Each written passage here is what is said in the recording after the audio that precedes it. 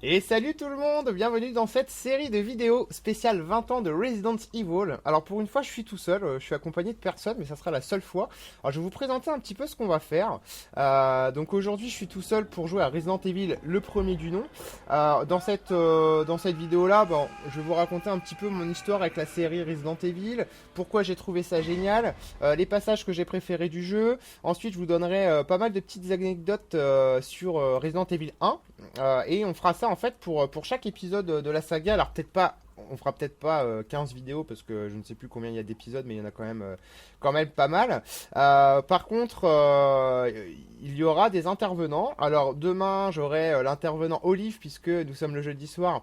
Et le jeudi soir, on fait d'habitude le 100% Dead Space, mais on fera plutôt une vidéo sur Resident Evil. On fera Resident Evil 2. Vendredi, je serai avec Azer qui nous parlera de son ressenti sur Resident Evil 4. Et il faudra que je cale quelque chose avec un certain Bash sur Resident Evil 3, puisque je sais, Bash, que tu adores Resident Evil 3. Tu m'avais même pas mal guidé sur l'expérience que j'avais fait sur Dreamcast. Donc là, nous sommes en fait avec Resident Evil 1 sur PlayStation 1. J'ai juste un petit problème. Regardez. On joue avec une manette de PS3 tout simplement parce que d'ailleurs c'est pour ça que ceux qui me suivent, enfin ceux qui ont regardé cette vidéo en live, j'avais énormément de retard parce que je n'ai pas été fichu de retrouver le câble vidéo, le câble Péritel de la PlayStation 1 qui est le même que la PlayStation 2, mais ils sont apparemment au même endroit. J'en ai 4 ou 5, mais impossible de refoutre la main sur ces satanés câbles. Alors que j'avais tout préparé. Regardez, là, il y a une manette de PS1.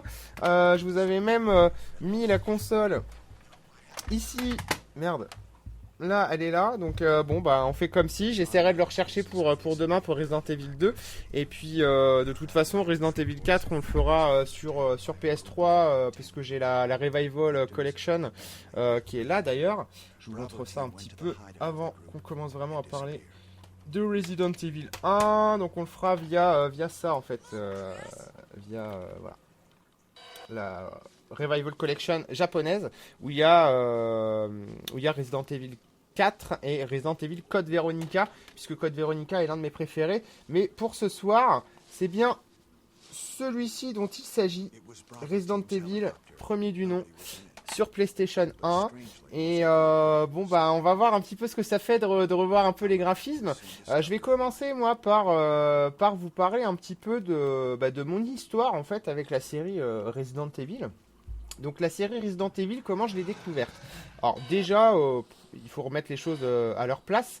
Resident Evil 1 est sorti le 22 mars 96 au Japon, et si mes souvenirs sont bons, c'est le 1er août 96, j'allais dire 2016, 1er août 96 en France, donc en Europe et aux États-Unis aussi. Pour une fois d'ailleurs, on avait eu le jeu pas trop tard après les Japonais. Et comment j'ai commencé à entendre parler de Resident Evil?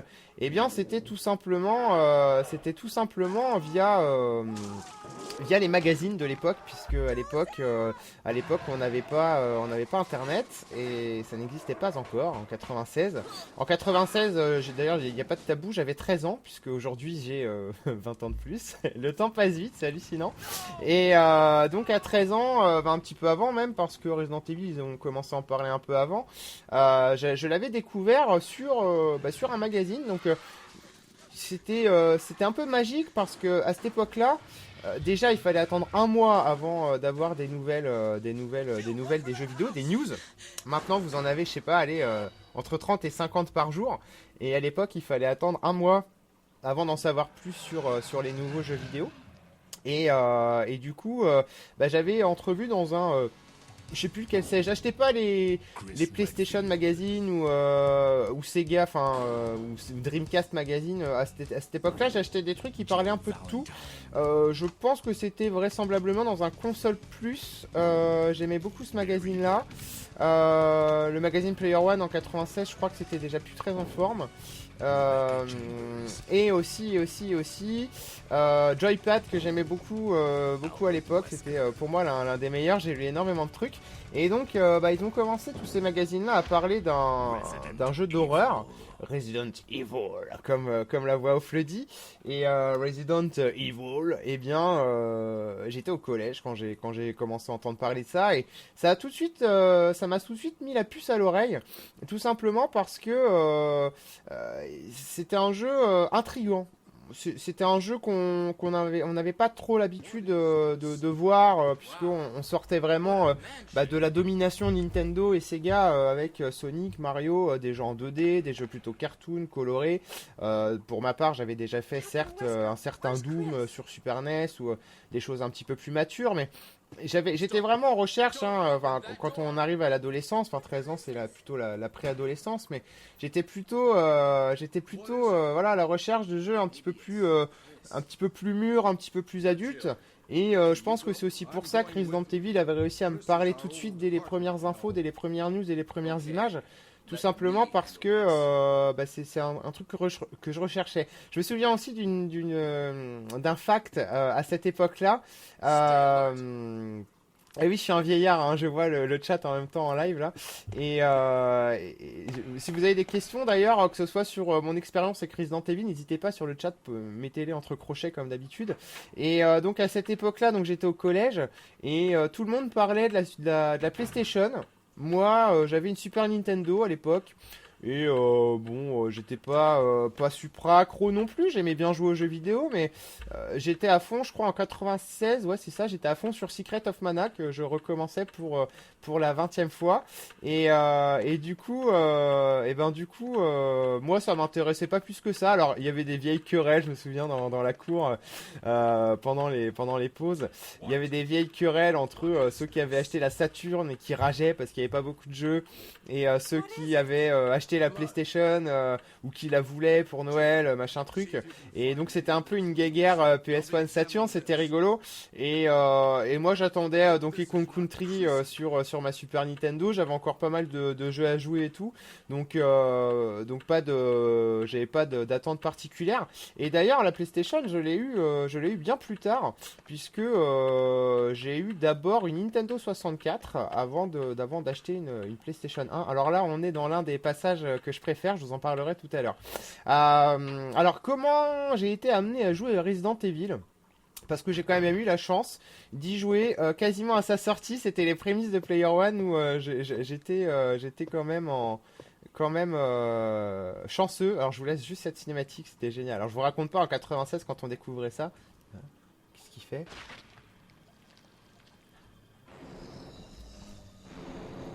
Et là, ah, c'est dégueulasse. C'était vraiment... Là, maintenant, c'est très laid, hein. Franchement, c'est même pas aussi beau que la 3D, de maintenant.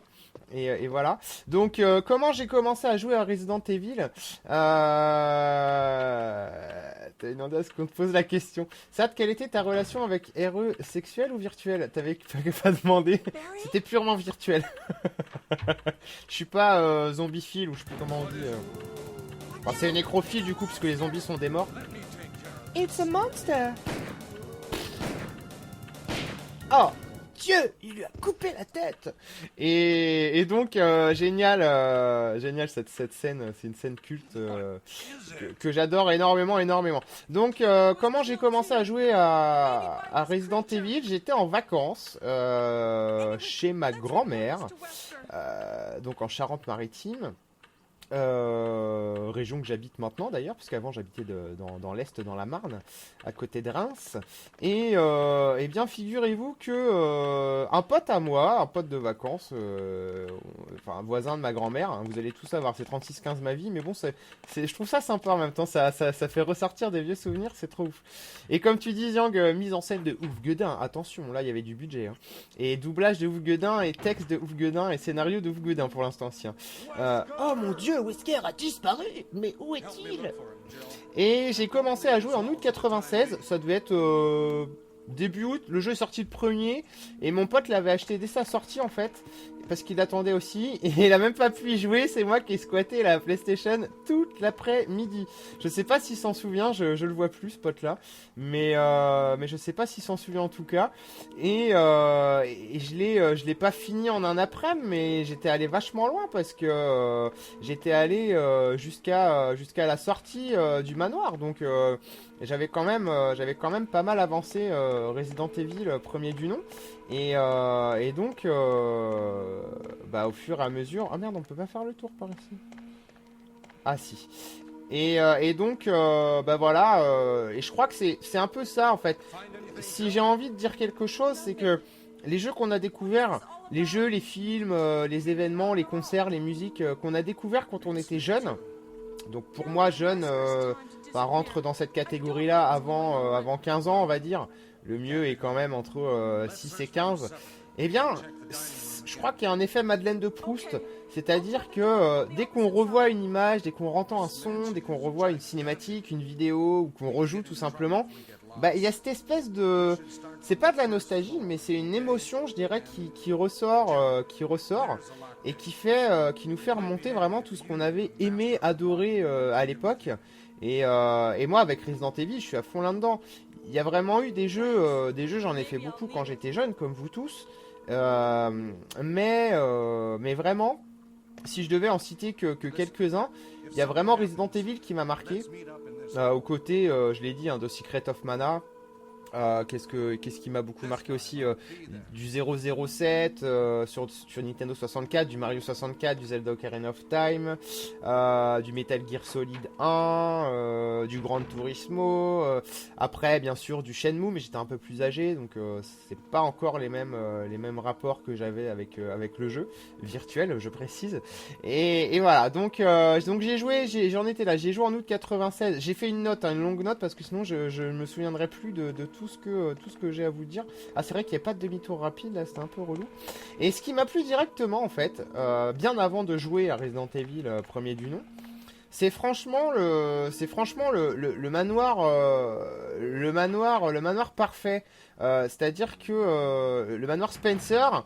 Moi, j'ai toujours aimé les manoirs, les maisons un peu hantées. Même à 13 ans, hein, j'aimais déjà tout ce qui faisait peur.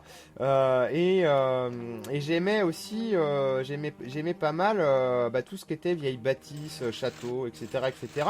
Donc déjà, ça avait attiré mon attention, le fait que on puisse visiter un manoir. En plus, les graphismes, ils avaient l'air géniaux. Enfin, c'était géniaux, hein, c'est pas qu'ils avaient l'air, mais un plan du rez-de-chaussée, le prendre, oui. Vous avez le plan du rez-de-chaussée. Voilà. Donc, Miss Jill Valentine balayée dans le cul. Hop, hop, hop, elle se déplace comme un robot, c'est trop mignon quoi. Et donc voilà. Après, bah, le manoir Spencer, mais aussi l'intrigue de base m'avait énormément intrigué. Cette histoire d'aller visiter comment dire, un... Attendez, je sais pas si... Comment on fait pour l'inventaire? Voilà. Hop, équipé... oui. Merde, je sais plus comment on fait. Ah ça c'est start. Faut que je me remette un peu dans les contrôles. Hein. Ouais, c'est bon. Et donc bah, l'intrigue un peu étrange quand même puisque on débarque dans un manoir, il se passe des choses bizarres, il y a des zombies, des morts vivants. Enfin, on n'était pas trop. Enfin moi en tout cas à 13 ans à l'époque, j'étais pas vraiment coutumier du fait de zombies et compagnie. Oh mon dieu! Qu'est-ce qu'il fallait avoir comme sang dans un talon? Et j'étais pas trop coutumier du fait. Et c'est vrai que bah, tout de suite je découvrais un peu un nouveau monde. Et puis on découvrait aussi une nouvelle facette du genre jeu vidéo. C'est-à-dire que vous avez utilisé le passe-partout. Merci Passepartout. Et on avait, comment dire, on était en train de découvrir quelque chose de complètement nouveau. Imaginez-vous un petit peu, on sortait d'univers très très cartoon. Et là, d'un seul coup, on se retrouve avec un jeu d'horreur. What? Chez Nintendo, ça n'existait pas, par exemple. Chez Sega, j'en ai pas le souvenir non plus des masses, quoi. Enfin, si, il y avait eu Doom et deux trois autres titres un petit peu hardcore, mais alors regardez juste la gueule qu'elle a, la pauvre Jill. Comme quoi, on a vraiment fait du progrès en modélisation 3D. Hein. Les textures, Son sommaire, c'est une couleur avec une nuance de couleur.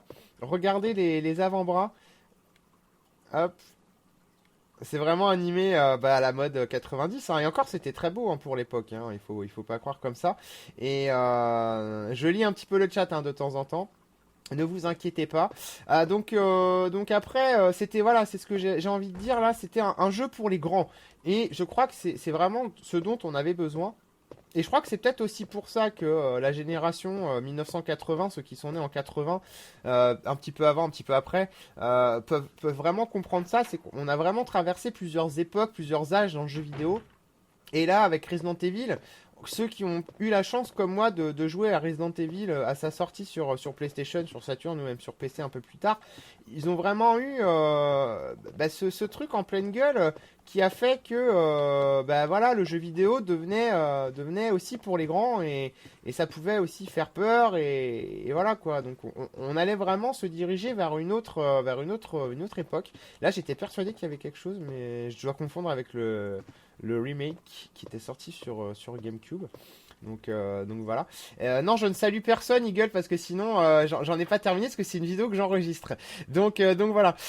Donc après le virage du jeu vidéo, il s'ouvrait à une plus grande cible, certes.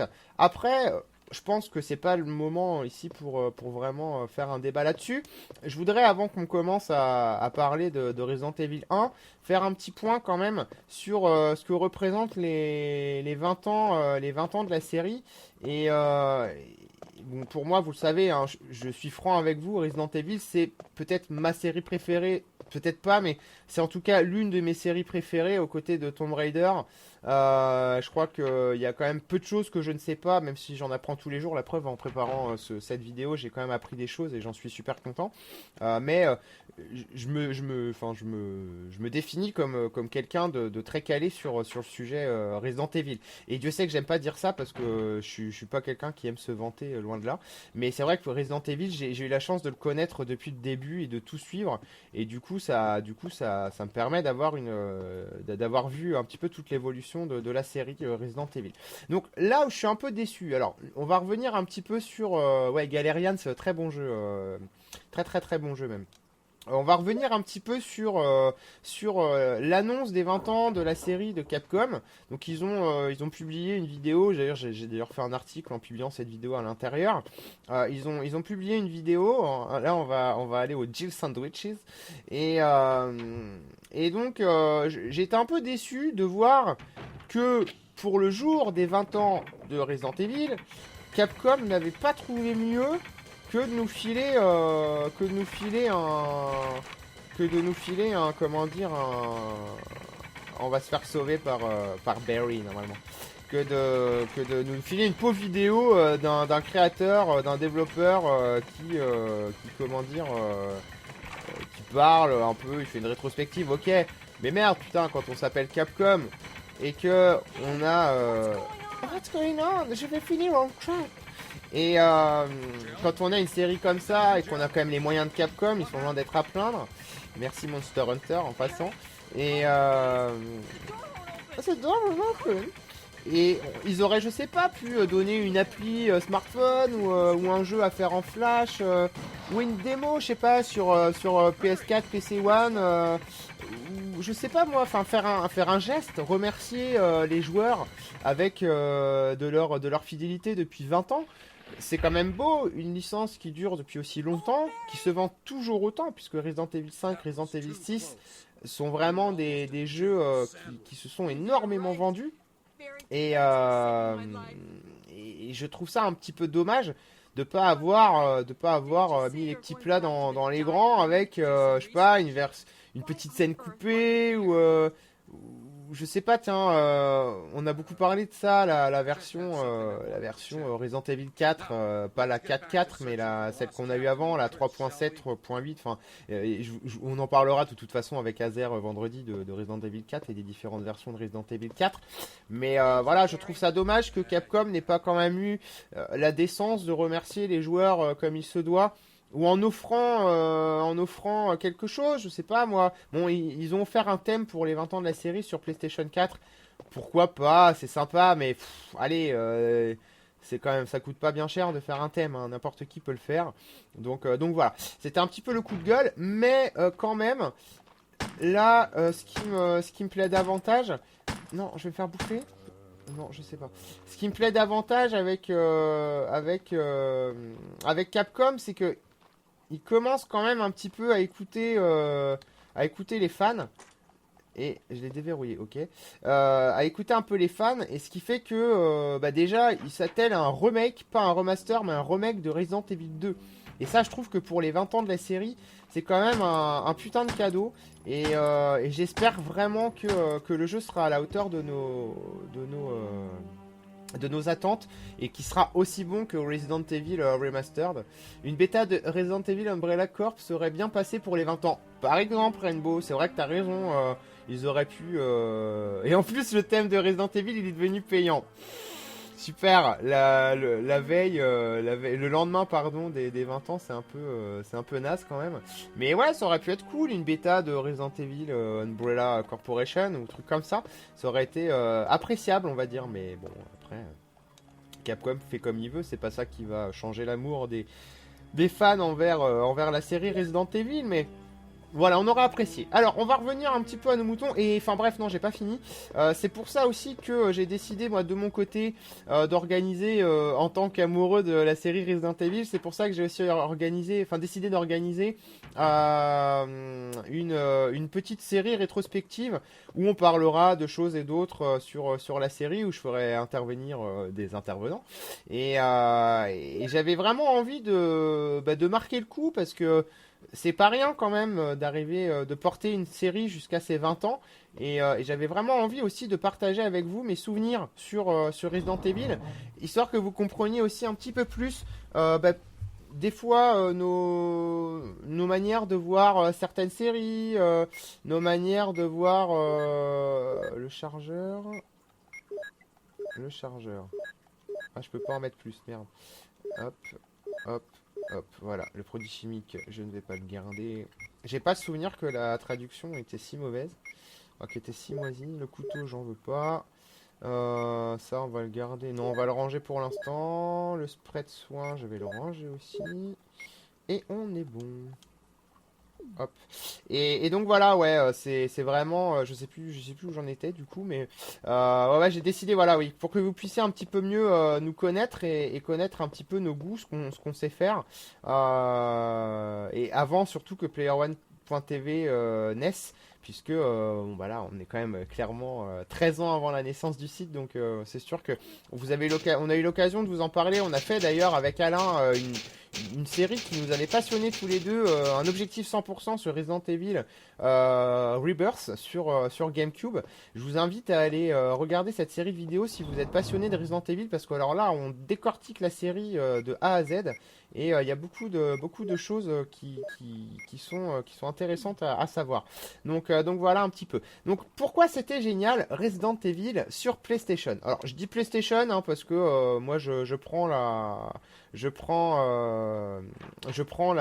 l'expérience que j'ai fait quand j'étais petit. Ça, je sais faire le poirier, ça compte. Pourquoi? Oh, les pièces sont vides, nous dit Rainbow, on se rend compte de la qualité du remake. Et oui, hein, tu vois bien que... Alors, je vais justement y venir à ce remake maintenant, Rainbow. Puisque pourquoi c'était génial Resident Evil? Eh bien déjà pour ça, parce que les graphismes étaient magnifiques. C'est en 3D précalculé. Alors pour ceux qui ne sauraient pas ce qu'est la 3D précalculée, là ce que vous avez sous les yeux, les marches, on le voit d'ailleurs, les polygones bougent, hein, les textures flottent et tout.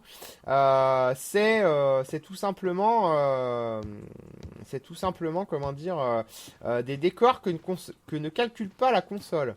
Donc je vais me faire bouffer.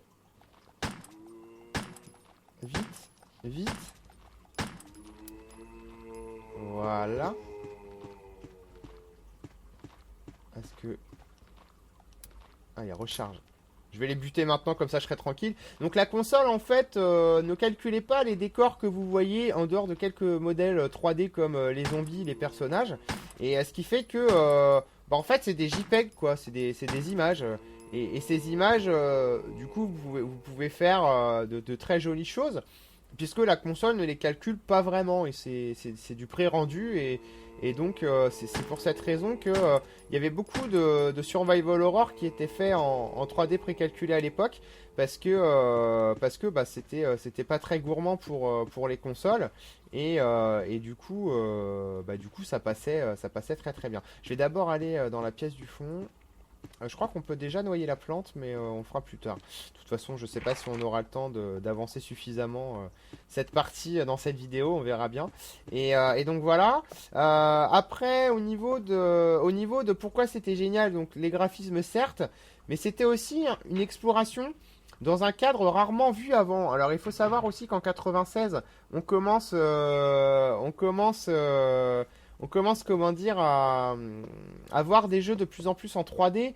Mais la 3D, c'est quand même pas très courant en 96, même si ça allait quand même, ça se démocratise à mort, mais avant 96, c'est quand même encore, il y a beaucoup encore de jeux 2D. Tous les jeux ne sont pas en 3D, contrairement à aujourd'hui, sauf jeux indépendants. Et le bois est dans la cuisinière. Je n'ai pas de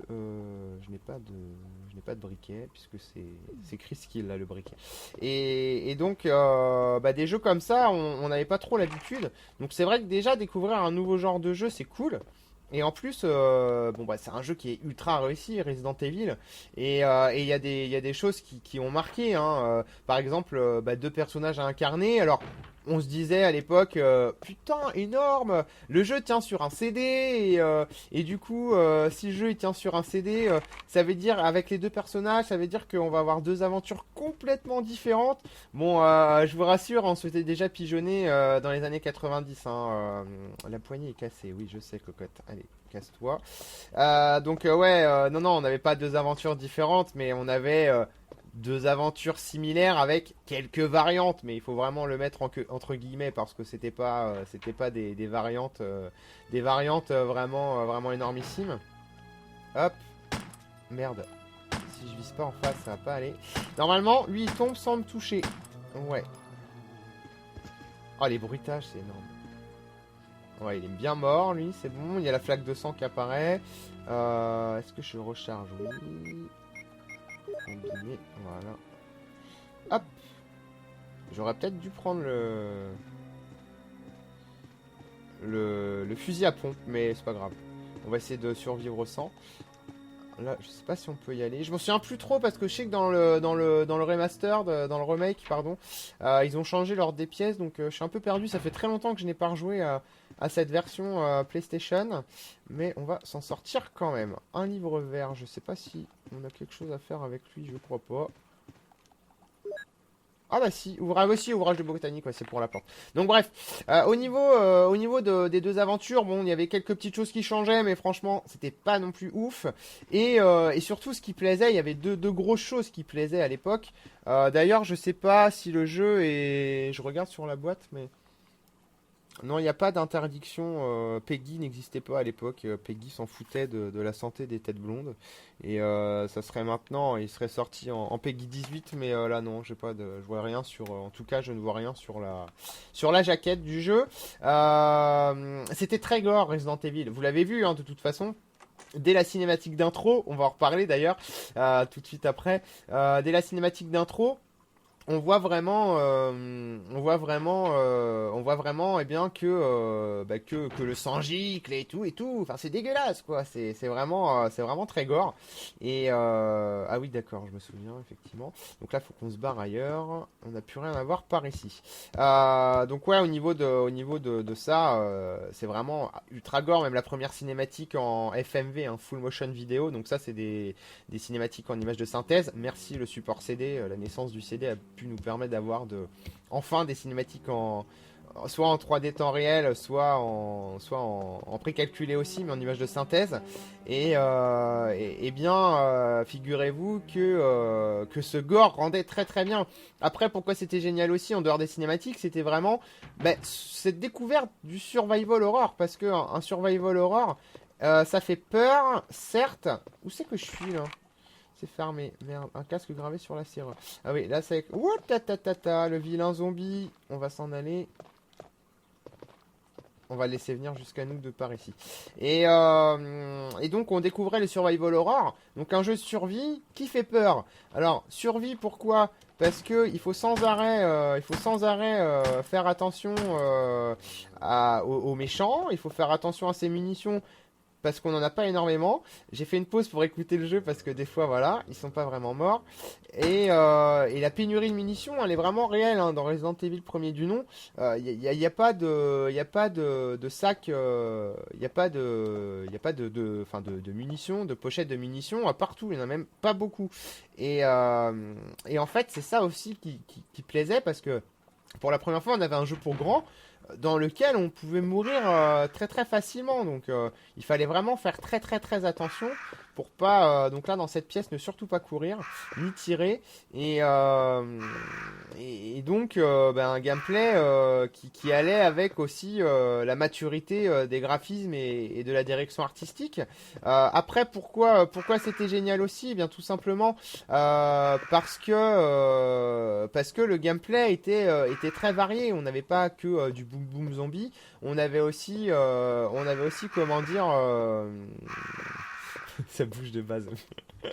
FMV full motion vidéo. Comme disait Benzaï, c'est une belle connerie parce qu'une vidéo ça bouge de base. C'est pas con, mais bon, c'était un terme. Voilà. Et donc, ce gameplay était quand même pas mal varié puisqu'on avait de l'exploration, beaucoup d'exploration dans Resident Evil 1. Ce que regrettent d'ailleurs les joueurs en 2016 et avant avec les derniers Resident Evil qui sont tout action. Là, on avait de l'exploration, on avait des énigmes aussi. Hein. Il y avait des choses à trouver, à chercher, des clés, des puzzles à résoudre. Là, je pourrais. Ah, si, je peux déjà y aller ici. Ça m'étonne. C'est le couloir où on se barre à la fin. Ah, c'est au bout peut-être. Enfin, là, il y a des chiens en tout cas, donc on va faire demi-tour rapide. Est-ce qu'ils sont là, les toutous? Oui, ils sont là les toutons, ils ont entendu grogner. Donc voilà. Et il y avait vraiment un cocktail parfait, en tout cas pour l'époque, qui tenait le joueur en haleine, puisque ça mélangeait un peu plusieurs genres. Hein. Il y en avait un peu pour tous les goûts. Donc ça, c'est franchement très très très très bien passé. Et je vais vous expliquer, avant de vous parler encore une fois un petit peu des passages que je préfère dans Resident Evil, je voudrais vous parler. Mince, c'était pas cette porte qu'il fallait que j'emprunte, c'était la double porte. Je vais vous parler un petit peu de la controverse qu'il y a eu avec Alone in the Dark. Il y a eu très longtemps, quand Resident Evil premier du nom est sorti, il y a eu de longs débats où les joueurs et la presse de l'époque se demandaient pourquoi on dit un Resident Evil-like et pourquoi on dirait pas un Alone in the Dark-like.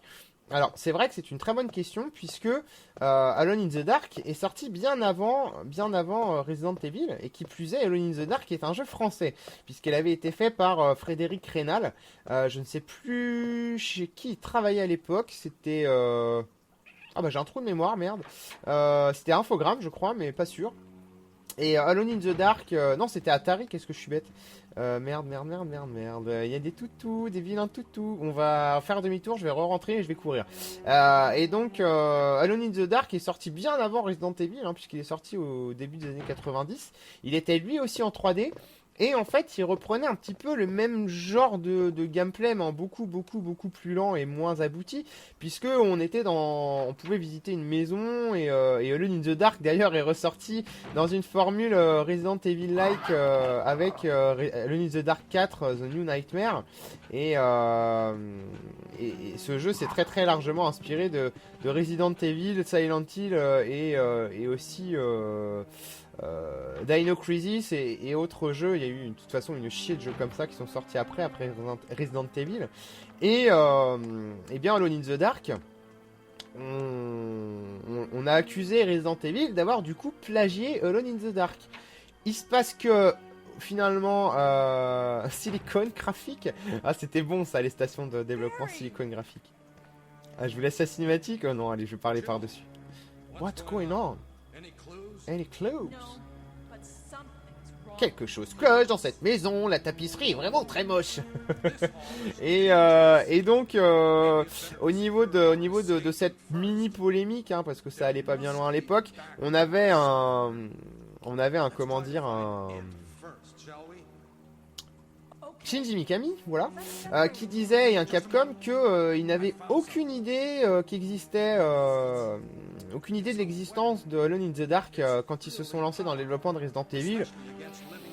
J'ai du mal à le croire, mais surtout, je pense que là où Capcom est honnête, c'est qu'ils voulaient vraiment se relancer dans le survival horror, tout simplement parce que ils ont un peu été les investigateurs du genre avec un jeu qui s'appelle Sweet Home, qui était sorti sur, je sais même plus quoi, peut-être bien NES, mais c'était surtout les PC Engine et compagnie, les vieilles consoles, les vieux PC d'époque japonais, bien avant que Windows se démocratise et que les PC comme on les connaît maintenant.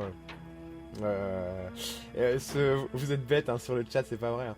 Et donc la polémique n'a finalement pas duré longtemps. On a allé plus ou moins accepté que Resident Evil était un peu l'investigateur du survival horror moderne. Ce qui n'est pas faux non plus. Et donc voilà. Donc passé cette petite controverse avec Alone in the Dark, il y a du coup plein d'autres survival qui sont sortis, comme je vous l'ai dit. On a eu par exemple Silent Hill, mais après il y a eu deux écoles vraiment très différentes, puisque Silent Hill n'est pas Resident Evil et vice versa. Dans Silent Hill, on est plus confronté à de la terreur psychologique, en tout cas à l'époque, que dans un Resident Evil où c'est un petit peu plus américain quoi. Silent Hill c'est beaucoup plus si je devais faire des comparaisons, je dirais que Silent Hill c'est le cinéma horrifique japonais et Resident Evil ça serait plus comment dire le cinéma d'horreur américain. En caricaturant un petit peu. Ça, quand on pense qu'à la base Wesker était juste un méchant de base qui devait pas réapparaître dans les suivants, mais les joueurs l'ont adoré et du coup ils en ont fait un clone de Neo. Ouais, c'est clair. Et ça, t'as bien raison de le dire. Et je ne sais plus ce que je disais. Du coup, oui, au niveau d'autres jeux, on a eu voilà les comment dire. Les clones entre guillemets de Silent Hill et Resident Evil. Donc je vous les dirai pas tous ici, mais je pense notamment à Galerians dont Bash parlait tout à l'heure, un excellent jeu, mais qui est clairement très inspiré de Resident Evil, pas scénaristiquement, hein, mais sur le gameplay, sur la 3D précalculée et tout. Et voilà. Après, qu'est-ce qu'on a eu d'autre On a eu sur PlayStation Dino Crisis, forcément. J'ai du mal à les retrouver comme ça, mais sur PS1, mais après sur PS2 c'était l'orgie, enfin génération PS2, GameCube, Xbox 1, là on avait vraiment du survival horror qui sortait à la pelle pour peu que les joueurs se sont même lassés puisque la formule était toujours un peu répétitive et qu'on n'a pas eu, enfin qu'on a eu après on est resté des années sans avoir un bon survival horror, donc il avait vraiment, c'est vraiment que maintenant que le genre revient un petit peu à la mode. Mon flux ici. Et ouais, Haussmann. Et on vieillit tous, hein, n'empêche. Et c'est ce que je m'aperçois. Alors là, si mes souvenirs sont bons, il y a un chargeur sur lui. C'est Kenneth de l'équipe Bravo des Stars. À présent, il n'est que l'ombre de lui-même. Oh, quel vocabulaire, Jill Valentine. Ouais, il a bien un chargeur dans la main. Comme quoi, quand je vous le disais, hein, il y a des choses qu'on n'oublie jamais. Et ça, je pense que jusqu'à ma mort, Resident Evil, je m'en souviendrai plus ou moins par cœur. Et regardez bien ceux qui l'ont fait en 96. Le nombre de fois vous aviez voulu ramasser ces deux foutues plantes vertes qui ne sont tout simplement pas ramassables puisqu'elles font partie du décor en 3D précalculé et qui donc elles n'existent pas tout simplement. Elles n'existent que sur l'image. Donc voilà. Donc on va commencer à parler des passages que j'ai préférés de Resident Evil 1. Alors je vous parle du vieux là, hein, du celui qu'on a sous les yeux ce soir. Je vous parle pas du Rebirth sur GameCube. Donc déjà l'intro. Ah l'intro, comment on peut ne pas aimer l'intro de Resident Evil 1 pour la simple et bonne raison qu'elle est kitsch à mort. C'était des vrais acteurs et en fait elle était tournée en noir et blanc. Alors elle avait été censurée en noir et blanc puisque à l'époque eh bien Capcom avait peur que le jeu se fasse censurer. Donc tout simplement le sang n'apparaît pas et ils l'ont recolorisé pour justement Resident Evil Rebirth et ça perdait un peu de son charme. Donc vraiment l'intro de Resident Evil en images, enfin en film avec des acteurs réels. C'est juste énormissime quoi. C'est un, c'est culte, tout simplement c'est culte. Après, on a eu autre chose en fait, tout de suite après, qui moi m'a marqué et ça fait partie de mes passages préférés. Eh bien, c'est tout simplement lorsque on ouvre les portes du manoir pour la première fois, on se retrouve dans le hall, waouh, et là on se dit putain c'est magnifique, il y a des musiques sympas en plus et tout. Donc ouais non, c'est vraiment un gros délire ce Resident Evil premier du nom. Et dès le départ en fait, merde. J'ai mal évalué la perspective. Dès le départ, en fait, on a vraiment quelque chose de très personnel, de très atmosphérique. Et on n'oublie pas, quoi. Du coup, c'est la première fois qu'on y joue. Surtout quand on est jeune, on a tendance à pas l'oublier. Après, il y a aussi la découverte du premier zombie qui est quelques mètres plus loin. Le zombie qu'on a vu tout à l'heure. Et bien ça, c'est pareil. Hein, c'est quelque chose qui m'a marqué dans ma vie de joueur. Parce que tout simplement, c'était dégueulasse. Et merde, il est trop loin. On va essayer de le faire venir. L'autre est mort, apparemment, c'est bon.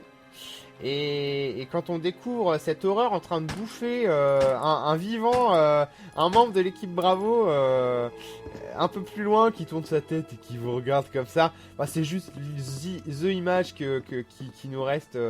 Qui nous reste gravé dans le ciboulard pour toujours quoi. Et c'est ça qui est vraiment énormissime. Donc voilà pour en tout cas les passages du début du jeu qui m'ont marqué. Après il y en a un autre qui est pas si loin du début du jeu. Et bien c'est le moment de la sonate du clair de lune quand Jill pose ses fesses sur le banc du piano pour répéter. Ça c'est pareil, c'est un passage que j'aime beaucoup parce que quand j'étais petit je faisais du piano, j'en fais toujours d'ailleurs. Et j'ai toujours aimé Beethoven et voir du Beethoven dans un jeu vidéo, encore une fois, ça prouvait vraiment que le jeu vidéo commençait à grandir. Et ça, c'était franchement une super nouvelle, quoi. Donc j'ai vraiment adoré ce passage où Jill joue du piano la sonate du clair de lune. Et ensuite, un de mes passages préférés qui est ultra flippant, c'est qu'est-ce qu'on fait? On sauvegarde ou on fait les fifous? Non, on va pas sauvegarder, on va faire les fifous. Normalement, on devrait pas mourir. Je vais faire ce qu'il faut pour qu'on crève pas. Tiens, les salles de sauvegarde, c'est pareil, hein, ça fait partie de... Bah, combiner. Ah ben voilà. Ça fait partie aussi des gros moments de Resident Evil 1 et de Resident Evil tout court. Et un autre gros passage qui m'avait fait flipper à l'époque, c'était l'arrivée des Hunters dans la maison. Franchement, quand on voyait ces trucs là qui pouvaient limite vous one shot, on avait vraiment peur. C'était, on flippait parce que il y a vraiment que les grosses que les grosses armes qui pouvaient les terrasser et les grosses armes, on n'avait pas beaucoup de munitions pour elles, donc du coup c'était toujours un peu la course contre la montre et voilà, c'était franchement flippant. Après, un autre passage que j'ai adoré dans Resident Evil, c'est le passage où on sort enfin du manoir. Alors là, on se dit, quand on sort du manoir, ça y est, c'est fini, le cauchemar est terminé, il va se relever lui, il a pas de sang qui sort. On se dit, ouais, ça y est, on va se barrer, fini le cauchemar et tout. Et ben non, le jeu n'est pas fini, au contraire, merde, j'ai gaspillé une balle. Le jeu n'est pas fini, bien au contraire, puisque on a après tout le jardin, on a la cabane en bois là qui regorge quand même de pas mal de trucs, et ensuite la cave là, enfin la grotte. Et c'est de plus en plus dur, les bestioles sont de plus en plus grandes, c'est franchement super difficile. Ah ouais, il y a la plante 42, donc là je peux pas y aller pour l'instant, il faudra le produit. Qu'on aurait pu aller chercher, on n'est pas si loin, on va voir ça, on va faire le tour du passage. Alors, j'en profite pour dire ce que Bashbash a préféré. Dans RE, le passage qui m'a marqué, c'est le combat final contre le tyran, surtout quand tu arrives et que tu oublies tes armes et munitions dans le coffre. Haha, c'est clair. Là, t'étais mort, quoi. Fallait recommencer depuis ta dernière sauvegarde, en espérant ne pas avoir fait trop le con juste avant. Et bon, là, je fais le malin, je les bute tous, hein, mais franchement, c'est pas la chose à faire, quoi. Et il lui manque un bras à lui, tiens, c'est marrant. Il s'évanouit tout seul. C'est génial, j'avais jamais vu ça encore. Comme quoi, même 20 ans plus tard, on découvre des choses. Et voilà, on sort du manoir, et bien le cauchemar est pas fini. Et il y a aussi un truc qui m'avait vraiment plu, je sais plus. Et ça, c'était pas commun quand même à l'époque. Il y avait des fins multiples. On y reviendra tout à l'heure, c'est pareil dans les anecdotes, je vous en dirai un petit peu plus. C'est con, man. Moi, mon passage préféré, c'est que tous mes potes l'avaient fait et que moi, j'y ai jamais touché, même maintenant. Ah, t'avais pas sauvegardé, quel boulet! Et donc les fins multiples, ouais, c'était vraiment cool parce que pour la rejouabilité, c'était vraiment un bon plan. Et ça, tous les jeux vidéo de l'époque ne le proposaient pas, même encore maintenant. Donc vraiment, pour moi, Resident Evil 1, vraiment une référence qui est née et c'est une référence du survival horror et vraiment une référence du survival horror qui est un vrai survival horror parce que enfin, rendez-vous compte, c'est pour ça que les joueurs râlent aujourd'hui que Resident Evil est comme Kenneth, il n'est plus que l'ombre de lui-même, parce que tout simplement, c'était pas ça avant Resident Evil, c'était ce qu'on a sous les yeux. Alors, faire évoluer cette formule vieillotte, oui, il le fallait, c'était une obligation, puisque on avait quelque chose vraiment de très très vieillissant et la série tournait un peu autour d'elle-même et il fallait du neuf, ça je vous l'accorde. Mais voir ce qu'est vraiment devenu la série avec Resident Evil 4, qui est complètement différent, mais toujours très bon, et ensuite avec Resident Evil 5 et Resident Evil 6, c'est pour ça que les joueurs gueulent, parce que vraiment là il y a un truc qui va sortir, je crois. Ah bah non, c'est pas modélisé en 3D, donc il n'y a rien qui va sortir. Il va sortir de dessous lui. Ou... Ah si, c'était en 3D ça. Allez, crève. Voilà, on l'a eu. Et donc, voilà, c'est pour ça que comment dire, on n'est pas content quand on est fan de Resident Evil version 90 parce que on n'a plus du tout ça a complètement changé de genre, de style. Donc voilà. Non, je vais pas en parler aujourd'hui, mais on fera une rétrospective dessus. De toute façon, on pourra en parler avec toi si tu veux quand on le fera samedi ou dimanche, ou on verra. Faut que je joue avec toi quand est-ce que tu es disponible et on verra ça. Après, pendant que je suis dans les recrutements, il faudrait quelqu'un pour Resident Evil Code Veronica. Ensuite, il me faudrait quelqu'un pour Resident Evil 0. Pour le 4 c'est bon, pour le 3 c'est bon. Et pour le 5 et le 6 aussi, si vous aimez la série, que vous avez envie vous aussi de partager un petit peu ce que vous savez dessus, et surtout votre ressenti, eh bien vous allez vraiment pouvoir vous faire plaisir avec moi, ça va être vraiment cool. Donc voilà pour cet aparté, et je reviens un petit peu à nos moutons, mais Resident Evil a vraiment changé de style. Et Resident Evil qui change de style, c'est comme si Zelda devenait un jeu de baston, quoi. Franchement, on a aimé Zelda dans les années 90 parce que c'était un action RPG. On l'aime toujours en 2016 parce que c'est resté un action RPG. Et c'est ça vraiment qui fait du mal. On va aller tuer la plante, tiens. C'est vraiment ça qui fait du mal à Resident Evil et à Capcom parce que Capcom se fout littéralement de la gueule des fans en leur servant des TPS 100% action. Il n'y a plus du tout d'exploration, il n'y a plus d'énigmes. Ils ont essayé de le faire dans Resident Evil Révélation, mais avec un budget si court. Franchement, c'est pas mal, mais ça demande mieux que ça.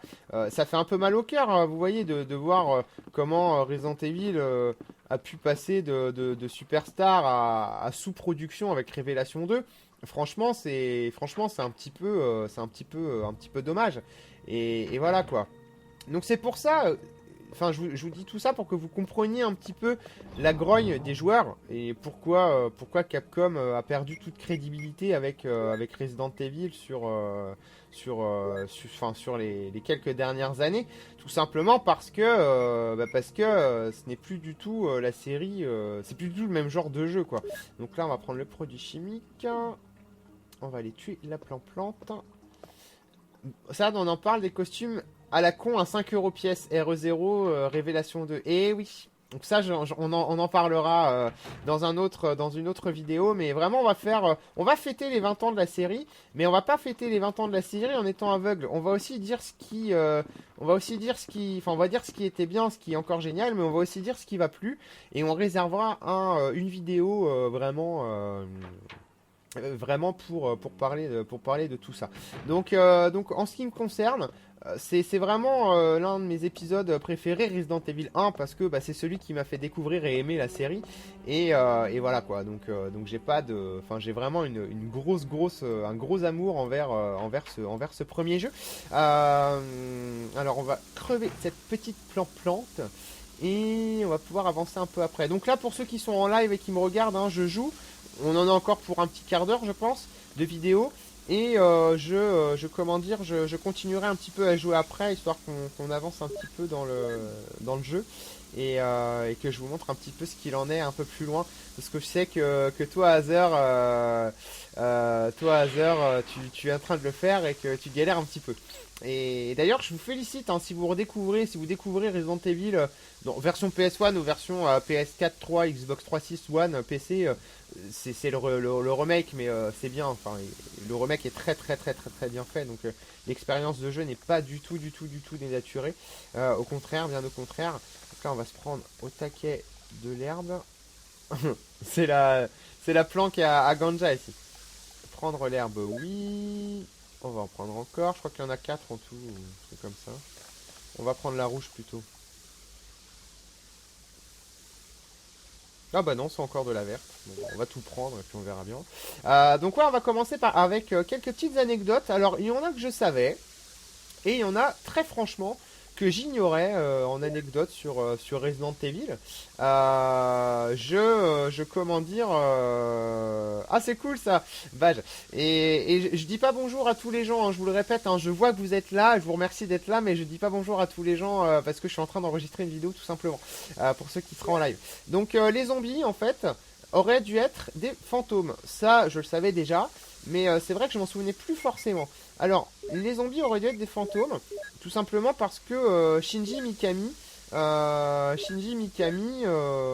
avait décidé, alors bien c'est pas terrible, moi je veux que ça soit parfait, voilà, bien comme ça en vert, impeccable.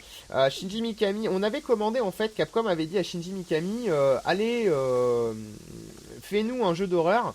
Fais-nous un jeu d'horreur qui fait peur dans un manoir, je crois. Oui, c'est ça. Et qui s'inspire un petit peu de Sweet Home. Parce que Sweet Home se passait dans une maison. Et bah, Mikami a réfléchi, il a commencé à faire des concepts, il a commencé à griffonner des trucs. Et il avait dit, bon bah très bien, ça sera des fantômes. Et du coup... Mais merde, attendez, je suis complètement con moi. Parce que si je tue la plante mais que je prends pas le blason, ça peut pas aller. Comment dire et en fait après il s'est inspiré d'un film de George Romero qui s'appelle The Night of the Living Dead, hein, donc pour traduire la nuit des morts vivants. Et dans la nuit des morts vivants, eh bien ce sont des morts vivants. Waouh. Le scoop de ouf. Et ouais, la clé manoir, on la prend. On va pouvoir ouvrir plus de pièces comme ça. Et donc eh bien en s'inspirant du travail de Romero, eh bien, Shinji Mikami a inventé vraiment le futur, j'ai envie de dire, puisque comment dire, on a une formule zombie Resident Evil qui s'est ensuite inscrite dans les mœurs très largement pour devenir quelque chose vraiment de très populaire par la suite. Et voilà quoi. Donc pour cette première anecdote, c'est vraiment sympathique. Après, ça c'est un truc que j'ai appris. Il existe un comic book Resident Evil, un comic book officiel, hein, pas une série. Et oui, il pouvait pas être dispo, ouais, Romero, ouais, je m'en souviens, mon petit badge. Romero devait faire le scénario de Resident Evil, mais il n'était pas disponible à ce moment-là. Bon, ça aurait peut-être été un petit peu plus fourni, mais c'est vrai que les fondements de la série étaient un peu recherchés, mais dans le déroulement des affaires, c'était quand même pas ça. Fermé de l'intérieur, donc ça c'est la porte qui ne sert à rien. D'ailleurs, j'ai jamais, tiens, pendant qu'on est dans les anecdotes, j'ai jamais vraiment réussi à voir cette porte rouge là. J'arrive pas bien à voir en fait sa perspective. Moi, je vois juste une porte de travers. avec une texture qui est pas franchement bien alignée. Et j'arrive pas bien à voir ce que les graphistes ont voulu faire, quoi. Mais en tout cas, je le vois pas bien, quoi. Tout simplement. Ensuite, ouais, autre anecdote de ce comic book. Alors en fait, Barry et Jill, ils se trouvent dans une fac, puisqu'ils enquêtent sur des meurtres bizarres. Mais c'est pas un zombie. Alors ça, c'est le comic book se passe 3 ans, je crois, ou quelques temps avant les événements du manoir, dans la forêt de la montagne Harkley, donc à côté de Raccoon City. Et oui, comment ça, j'ai pas pris l'autre blason ou quoi? Ah non, c'est la clé que j'avais prise. Le blason. Non, je n'ai pas besoin tout de suite du blason, mais pourquoi pas, on va aller le poser. De toute façon, on a quelques pièces à visiter pour l'instant. Et donc voilà. Alors au niveau de ce comic book, c'est dommage je trouve de pas en avoir fait un jeu parce que ils auraient pu montrer Jill et Barry en train de tuer autre chose que des zombies, puisque apparemment c'était un peu une force surnaturelle le truc. Enfin, ils avaient vraiment fait quelque chose de différent. C'était pas encore des zombies dans ce comic book, donc ça aurait été intéressant à voir. Après, on a aussi une anecdote assez sympa qui est archi connue, mais je vous la cite quand même. Resident Evil à la base a été imaginé comme un FPS, c'est-à-dire vue première personne. Shinji Mikami voulait faire un jeu à la Doom. Enfin, pas Boom Boom Doom, hein, mais il voulait faire exactement le même jeu, mais en se promenant en vue FPS. Alors, je pense quand même que Shinji Mikami nous cite comme raison officielle que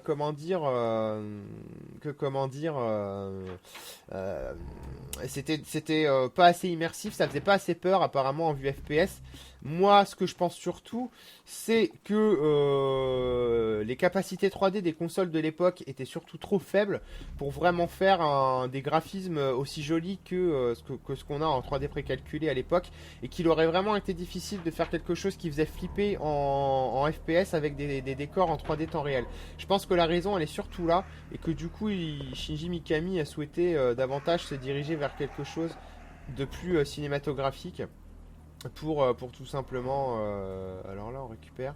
Ah ouais, le bazooka, carrément quoi. On le récupère maintenant. Top. Je dis pas non. Ah mon dieu! C'est Forrest. Il a été attaqué par des corbeaux, on dirait. Et donc voilà, moi je préfère largement ce qu'ils en ont fait avec une vue TPS qu'une vue FPS. Mais ça serait quand même assez marrant. Et ouais, un FPS, ce qui explique la vue première personne in-up de la version DS aussi. Bash Bash, tu as bien raison de le dire. Et ouais, June, je parle de zombies mangés et de corbeaux, ça te donne faim, toi. Et donc voilà. Après, au niveau regardez, je me fais attaquer par un zombie juste là. Oh non, c'est horrible. Je vais me faire manger par un zombie chien. Et donc, en termes d'autres anecdotes, j'en parlerai un jour. Dans une vidéo, on en dédiera une à ce phénomène, mais Capcom et le recyclage, ça a toujours été, et il y a vraiment eu un grand recyclage en fait des concepts pour Resident Evil, et ce qui fait qu'on a eu droit à du Onimusha, à du Devil May Cry, pardon. Et tout un tas d'autres jeux. En fait, Capcom, on a l'impression qu'avec la série Resident Evil, ils ont passé leur temps à faire des concepts et à faire ensuite... Oui, non, je l'oublie pas, Gun Survivor, hein, qui était bien dégueulasse, ouais. Et en fait, ils ont vraiment passé leur temps chez Capcom à sans cesse faire des concepts, les abandonner, les laisser de côté, les retransformer pour les remodéliser, enfin les remodeler et tout et tout. Et cette maison est un peu dangereuse, méfie-toi beaucoup, Jill. Et donc on en parlera tout ça, de la réutilisation des concepts dans une autre vidéo, mais il y a vraiment un truc qui m'a fait rigoler, que je savais pas, ça je l'ai appris aujourd'hui. Eh bien, à votre avis, pourquoi Resident Evil est en anglais? Même si vous l'achetez en version japonaise, Resident Evil aura des doublages voix anglais. Eh bien tout simplement, ça je l'ai appris aujourd'hui, Shinji Mikami et Capcom ont fait faire un doublage japonais puisque